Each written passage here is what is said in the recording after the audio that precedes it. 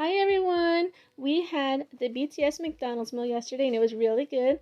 You could check out our video of our taste test of it. It's on our channel. But this celebrity meal comes with two exclusive sauces and we really enjoyed that sweet chili sauce. And our typical sweet chili sauce that we've always had has always been more on the sweet side, but that one was more spicy.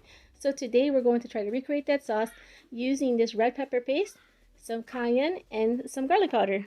So in this bowl, I have about 3 tablespoons of the sweet chili sauce. And this sauce, even though it has the word chili in it, it's very sweet. It's not spicy at all. Time to add the red pepper paste. I'm going to add 1 big spoon of it, and I got that red pepper paste at a really cool store called H Mart. So I'm adding 1 heaping spoon of red pepper paste, and I'll add more if I need it, but I'm pretty sure 1 spoon will be enough. Next, I'm adding a pinch of some cayenne to really bring out the heat, because my chili paste is spicy but not too spicy, so I want to really spice it up more. So now I'm just going to blend this really well.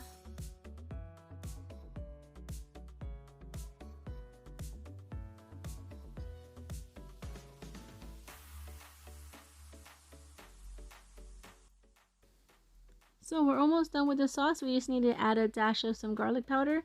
You can add more or less to your liking. That was probably just like 1/4 of a teaspoon.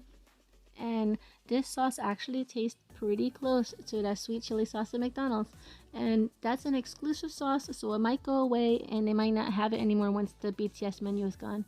I hope you like this video. Thanks for watching, everyone. And please subscribe. We have a lot of videos on our channel. And that's how the sauce looks right there. So now you can drown your fries or chicken nuggets or anything in your house with it.